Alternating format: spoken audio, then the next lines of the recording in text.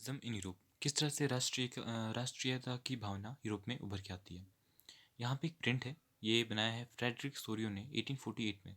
इसमें अपना जो वो इच्छा थी कि डेमोक्रेटिक और सोशल रिपब्लिक के वर्ल्ड वाइड फॉलो हो चीज़ें, ये वो दिखाते हैं। और यहाँ पे लिखते हैं कि 1848 में जो फ्रेडरिक सोरियो थे, एक फ्रेंच आर्टिस्ट है वो, उस टाइम पे उन्होंने 4 प्रिंट निकाले थे और उसमें जो अपना आइडिया था डेमोक्रेटिक और सोशल रिपब्लिक का उसने दिखाया था। The first print, Figure 1, of the series shows the peoples of Europe and America, men and women of all ages and social classes, marching in a long train and offering homage to the Statue of Liberty as they pass by it. तो जो पहली figure है इसमें क्या दिखा रहे हैं, Europe के लोग, अमेरिका के लोग, ये एक ट्रेन की तरह बना रहे हैं, एक रेलगाड़ी की तरह एक लाइन जैसी बना रहे हैं, और जो स्टैचू ऑफ लिबर्टी है उसको श्रद्धांजलि देते हुए आगे पास हो रहे हैं। As you would recall, artists of the time of French Revolution personified liberty as a female figure. Here, you can recognize the torch of enlightenment she bears in one hand and the Charter of Rights of Man in the other. तो यहाँ पे क्या दिखा है कि French revolution के time, तो उस टाइम पे पहले इन्होंने क्या किया है कि जो लिबर्टी की जो ये स्टैचू है, स्टैचू ऑफ लिबर्टी, इसको इन्होंने एक फीमेल की तरह फीमेल फिगर दिखाया है। और यहाँ पे इनके हाथों में एक तरफ ज्ञान की रोशनी वो दिखाई है मशाल, दूसरी तरफ दिखाया है चार्टर ऑफ राइट्स। अगर आपने फ्रेंच रिवोल्यूशन 8 में पढ़ा होगा तो उसमें एक राइट्स बताते थे, चार्टर ऑफ राइट्स उसमें मैन के लिए निकाले गए थे, जिसमें मेंस के लिए क्या क्या राइट्स हैं वो उसमें लिखा था।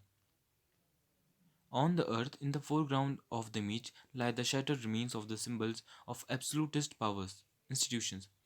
और नीचे धरती पे क्या हो रहा है कि जो एब्सोल्यूटिस्ट पावर है, यानी कि मोनार्कियल पावर जो भी उस टाइम पे थी, जो ओल्ड रिजीम्स थी, राजा का रूल जो चल रहा था, उसके जो क्या बोल सकते हो आपके सिम्बल्स हैं, जो क्राउन है उनके, जो भी इंपीरियल पावर को शो करते हैं, वो नीचे टूटे हुए हैं।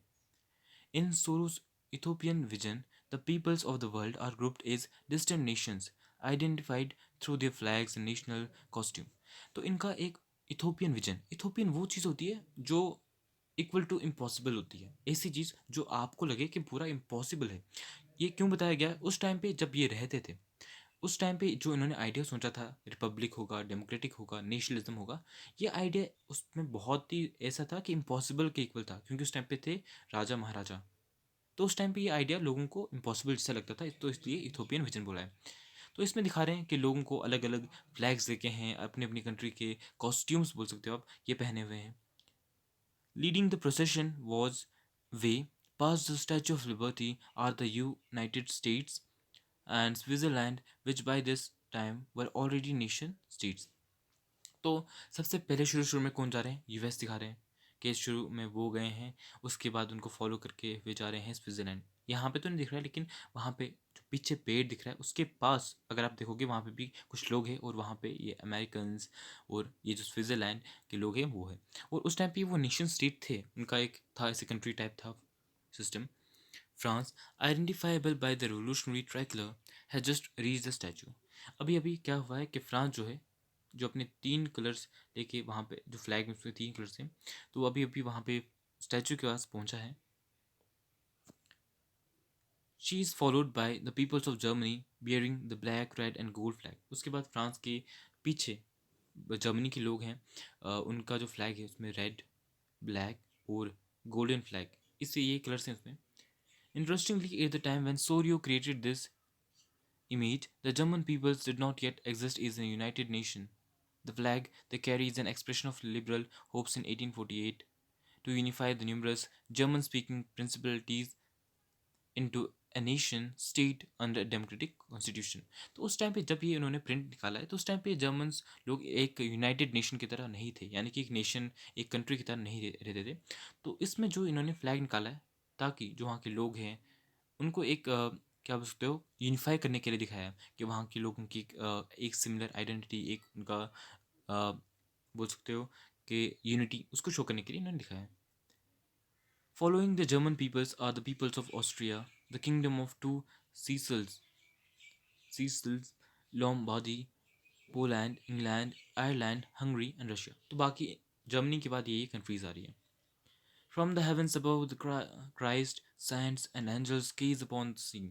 और बोलते हैं कि स्वर्ग से वहाँ पे उनको क्राइस्ट दिख रहे हैं, जो साधु हैं, सेंट्स हैं, एंजल्स हैं, वो देख रहे हैं हेवन से उनको। They have been used by the artist to symbolise fraternity among the nations of world wide. तो जो वर्ल्ड के नेशंस हैं उनमें एक एकता दिखाने के लिए अलग अलग जो फेथ के जो उनके सिंबल्स हैं, जिसकी कोई क्राइस्ट को मानता है, कोई दूसरी चीज़ों को मानता है, तो उनको दर्शाने के लिए उन्होंने उसको इस्तेमाल किया है, इन चीज़ों को दर्शाया वहाँ पे। This chapter will deal with many of the issues visualised by Sorrieu in figure 1। तो बहुत सारी जो चीज़ें जो सोरियो ने इस इमेज में दिखाया है उससे वो हम चैप्टर में पढ़ेंगे, उसके बारे में हम जानेंगे। During the 19th century, nationalism emerged as a force which brought about sweeping changes in the political and mental world of Europe. तो 19th सेंचुरी में यूरोप जो नेशनलिज्म था वो यूरोप में उभर के आया, बहुत सारी चेंजेस वहाँ पे हुए इसकी वजह से, पॉलिटिक्स में, वहाँ के लाइफस्टाइल में। The end result of these changes was the emergence of the nation state in place of multinational dynastic empires of Europe. तो एंड रिजल्ट इसका क्या निकला, इसका कंक्लूजन क्या निकला कि वहाँ पे जो पहले डायनेस्टिक रूल चलता था, जो किंग का रूल चलता था, वो खत्म होके बाद में वहाँ पे नेशंस बन गए, स्टेट्स बन गए, यानी कि कंट्रीज बन गई अलग अलग वहाँ पे यूरोप में।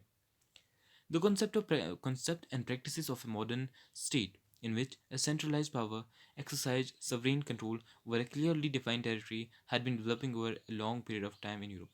तो ये जो मॉडर्न स्टेट जो आजकल हम देखते हैं, जिसमें एक पावर होती है, वो एग्जीक्यूट करती है अपने फंक्शंस, वहाँ पे कंट्रोल करती है, डिफाइंड टेरिटरी होती है, तो ये वहाँ पे ये आइडिया बहुत टाइम से वहाँ पे डेवलप हो रहा था यूरोप में। But a nation state was one in which the majority of its citizens and not only its rulers came to develop a sense of common identity and shared history or descent. लेकिन एक nation state में क्या होता है कि लोग, उनकी common identity होती है, उनका कॉमन कल्चर होता है, पीछे से जो शेयर करते हुए आते हैं एंसेस्टर से, उनकी कॉमन आइडेंटिटी, उनका कुछ सिग्निफिकेंस होता है हिस्ट्री में। This commonness did not exist from time immemorial. It was forged through struggles, through the actions of leaders and common people. तो ये कॉमननेस, जो एकता थी, जो इनमें समानता थी, ये पूरे पीछे से ही हुई नहीं आ रही थी।